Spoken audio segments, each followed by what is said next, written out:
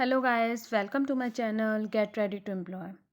तो आज लेकर आए हैं हम आपके लिए कुछ क्वेश्चंस जो कि सब्जेक्ट वर्ब एग्रीमेंट से रिलेटेड हैं। तो पहला क्वेश्चन स्क्रीन पर है। 2 miles beyond that pasture was seen hundreds of cattle including some lambs. तो गाइस 2 मील्स बियॉन्ड, ये इतना सही है। दैट पास्चर वॉज सीन, यहाँ पे वॉज के बदले वर यूज़ होगा। वर क्यों यूज़ होगा? क्योंकि वाक्य का जो सब्जेक्ट है वो 2 miles नहीं है, बल्कि इसका सब्जेक्ट जो है वो hundreds of cattle. Hundreds of cattle जो है ये प्लूरल है, और प्लूरल के लिए हम वॉज नहीं वर यूज़ करेंगे। तो 2 miles beyond that pasture was seen hundreds of cattle including some lambs. ठीक है, याद रखें कि जो सामान्यतः seldom, hardly, scarcely, rarely, never before जैसे एडवर्ब्स जो होते हैं ना, उन जैसे एडवर्ब्स या एक एडवर्ब और प्लेस से शुरू होने वाले वर्ब को सब्जेक्ट के पहले रखा जाता है।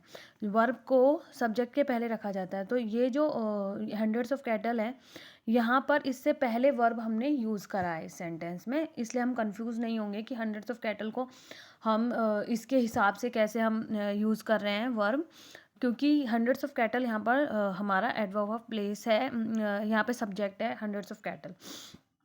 नेक्स्ट क्वेश्चन है हमारा।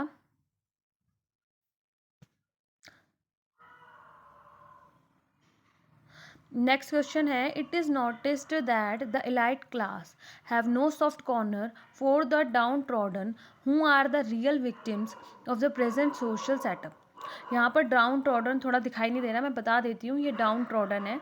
ठीक है, इट इज़ नोटिस्ड दैट, यहाँ तक सही है। दैट द एलाइट क्लास, इतना भी सही है। हैव नो सॉफ्ट, जो एलाइट क्लास है, द एलाइट क्लास, इसके लिए हम सिंगुलर वर्ब यूज़ करेंगे। सिंगुलर वर्ब जो है हैव नहीं होता, सिंगुलर वर्ब हैज़ होती है। तो हैव के बदले हम हैज़ का प्रयोग करेंगे, क्योंकि जो the elite class, the middle class आदि कलेक्टिव नाउन्स जो हैं वो सिंगुलर होते हैं, इसलिए इसके लिए सिंगुलर वर्ब यूज़ होगा।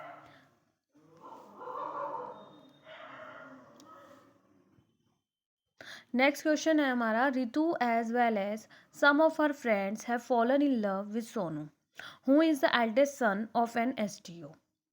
ठीक है, रितु एज वेल एज इतना सही है। Some of her friends have fallen in love, अब ये देखेंगे हैव सही है यहाँ पे कि नहीं है।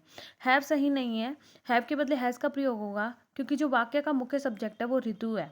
सम ऑफ हर फ्रेंड्स नहीं है, इसका मुख्य सब्जेक्ट रितु है, और रितु के हिसाब से हैव नहीं हैज़ यूज़ होगा।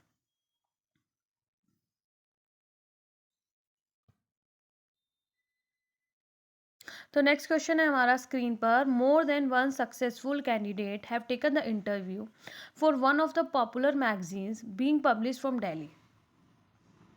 More than one successful candidate, मोर देन वन सक्सेसफुल कैंडिडेट इतना सही है। Have taken the interview, have use होगा या हैज़ यूज़ होगा? यहाँ पर भी हैव की जगह हैज़ यूज़ होगा। क्यों?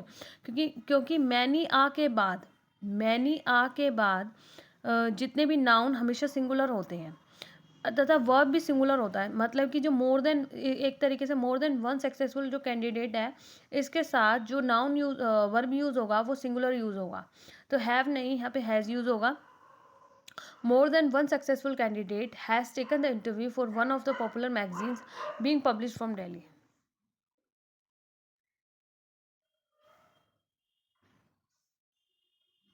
नेक्स्ट क्वेश्चन है हमारा। Is there any difficulties in disposing of this gorgeous building built on such a spacious and beautiful campus. यहाँ पर इज देयर एनी डिफिकल्टीज, क्या ये सही है?